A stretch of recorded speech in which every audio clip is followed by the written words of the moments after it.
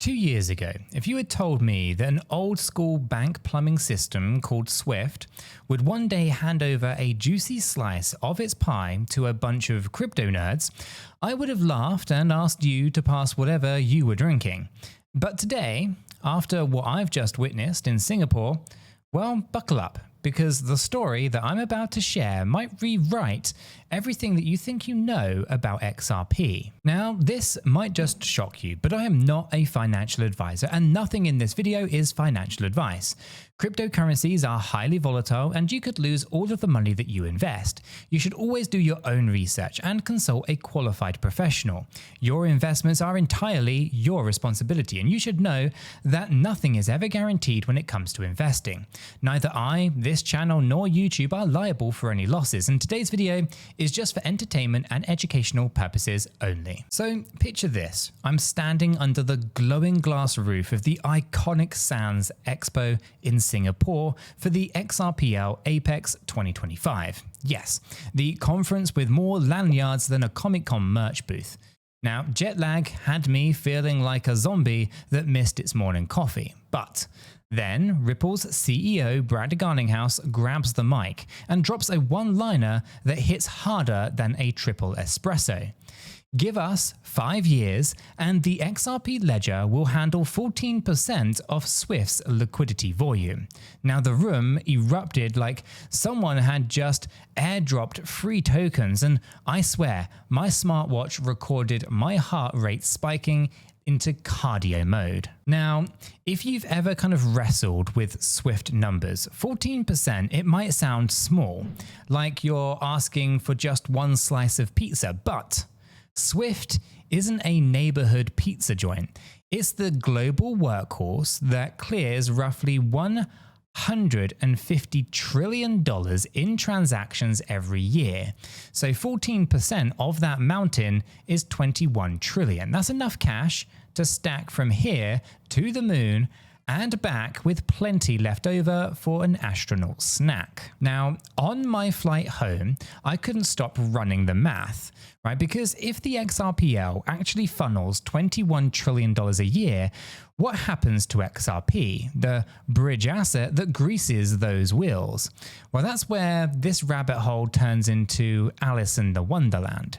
Now, even ChatGPT, yep, the kind of, I guess, silicone colleague of mine, estimated that the current turnover rates, XRP's market cap must jump to about 700 billion just to keep the gears turning. You divide that by the total supply and you're kind of flirting with a $12 token.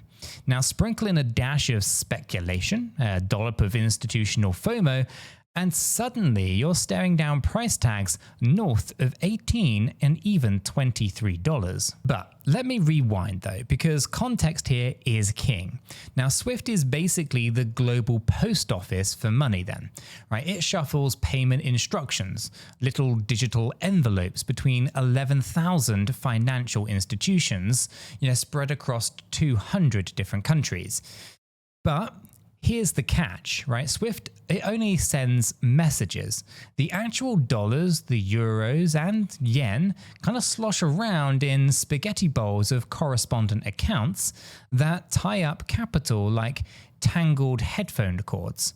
Now, banks park trillions just to keep the system humming, which is kind of like paying rent on a mansion that you never actually live in. Enter the XRP Ledger, or XRPL, if you like acronyms as much as crypto does.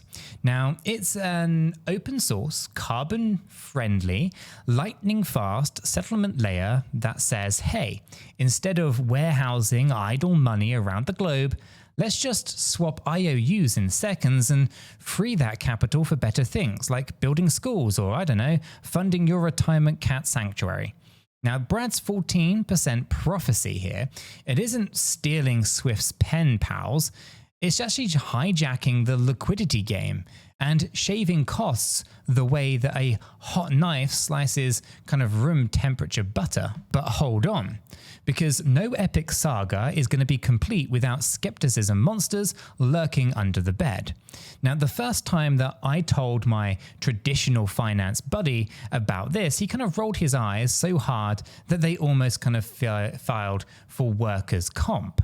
Now, his argument was that banks move mountains of money and they hate risk, right? They would never trust a crypto token. So, fair point.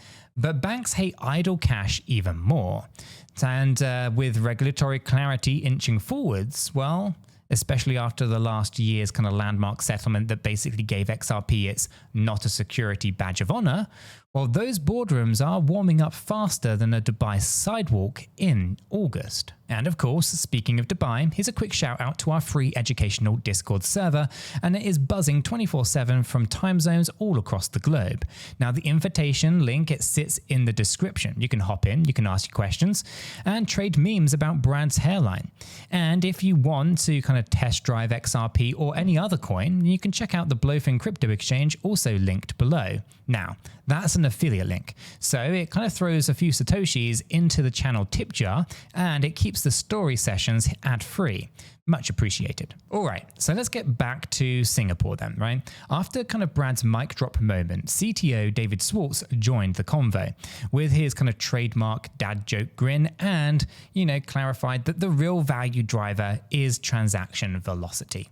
So let's think of XRP as a bullet train then, right? The faster it loops back to kind of pick up new passengers, the fewer trains you need to actually be on the track. Now, Garlinghouse's 14% bet kind of assumes each digital train circles the globe around 30 times a year. Now, that's one ride every kind of 12 days. That's pretty reasonable when you kind of recognize and realize that some of the on-demand liquidity corridors are already kind of settling in 3 to 5 seconds. But here is where my nerd brain went off-road. What if those trains run twice as often? If the turnover hits 60 times a year, well, one round trip every 6 days, the XRPL needs only half of the liquidity pool. So let's call that $350 billion. Now that suggests a lower required price, roughly $6 per XRP. So if utility alone sets the value, well, there you go, right? The catch, of course, is that markets, they don't price purely on utility.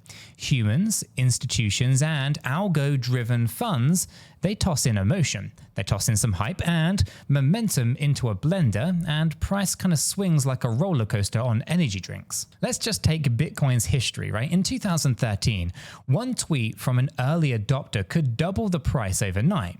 Today, a rumor, about an ETF amendment can still move it thousands in minutes. So imagine the day a top 5 global bank kind of announces, we just flipped 10% of our cross-border flows to XRPL.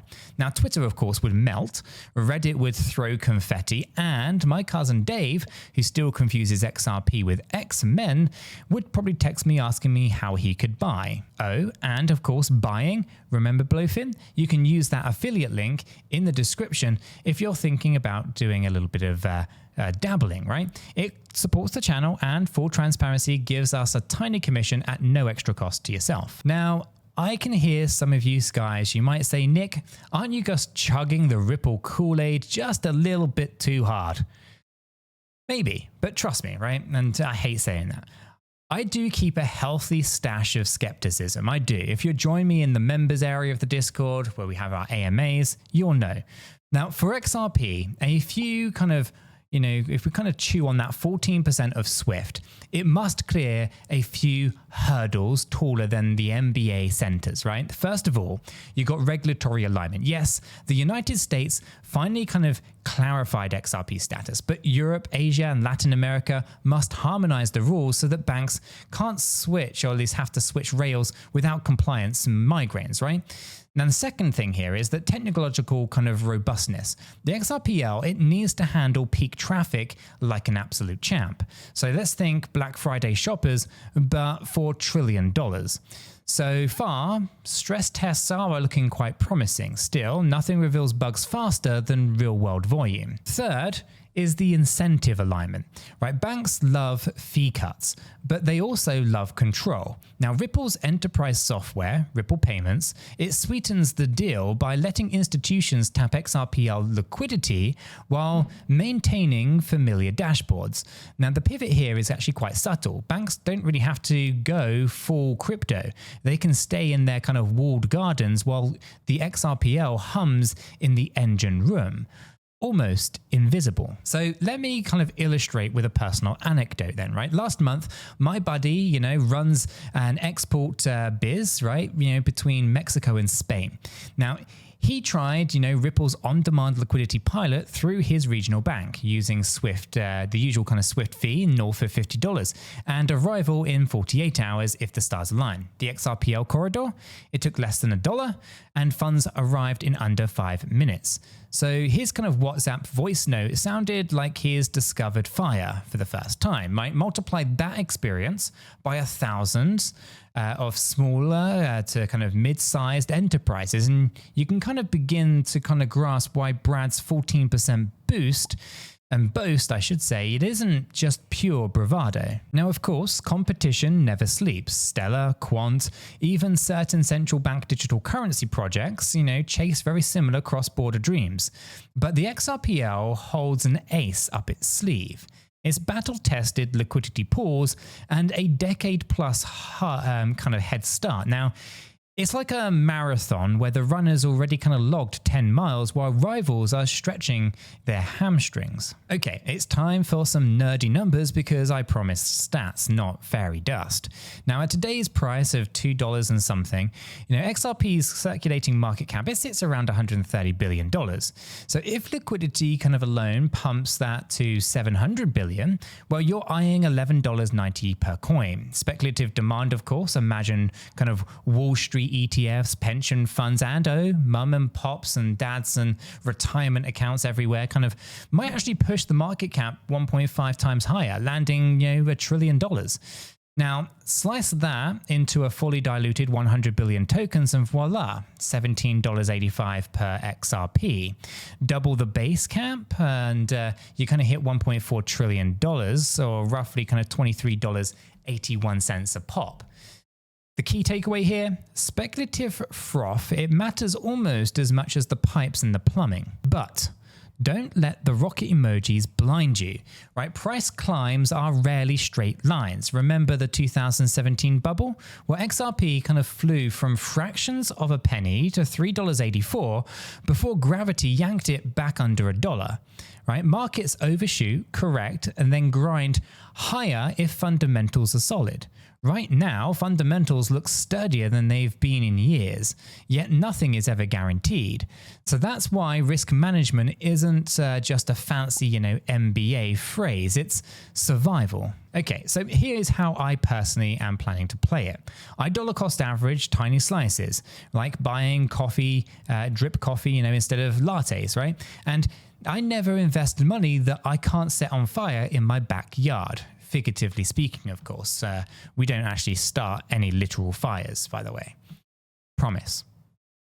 Yeah. Anyway, after kind of hitting buy, I resist the urge to refresh the price every 30 seconds, believe it or not, because that's a one-way ticket to Ulcer City. Okay, by the way, if you need a chill corner to swap strategies or simply vent, about red candles, then our Discord family has your back, right? Again, the link is in the description. It's totally free, always educational, and occasionally meme heavy. Now, we even host, live town halls from time to time when notable news like Brad Garlinghouse's 14% prophecy drops. So why don't you swing by and say hi? Now, speaking of prophecy, let's fast forward 5 years to 2030. Let's imagine headlines reading XRPL now settles 1 in 7 cross-border payments. Now you can scan your portfolio and XRP sits at $20. Maybe you sold some at 10, maybe you held, right? Maybe you ignored it entirely. Either way, you'll remember this moment, me rambling in your earbuds, where we kind of weighed all the odds, because investing, it is not about certainty. It's all about probabilities. educated guesses, and staying sane when charts resemble EKGs. Now, before we wrap up, let's zoom out one last time. Crypto adoption, it moves like an S-curve. It's slow, then sudden, right? Now, we've seen it with Bitcoin from, cyber kind of punk toy to institutional darling, right? We've kind of been seeing it with NFTs in ticketing and in gaming. Payments might just be the next domino, and if the XRPL knocks it over, then the ripples, pun absolutely intended, could reshape global finance. And if so, this is what I will be looking to do. I'll be keeping, or at least keep attending all of these kind of summits. I'll be kind of grilling executives and crunching all of the numbers. And I'll be sharing every twist with you guys. Memes, warts, and the aha moments. Because that's the journey. It's learning in public, it's adapting, and it's hopefully stacking a little wisdom alongside all of those Satoshis.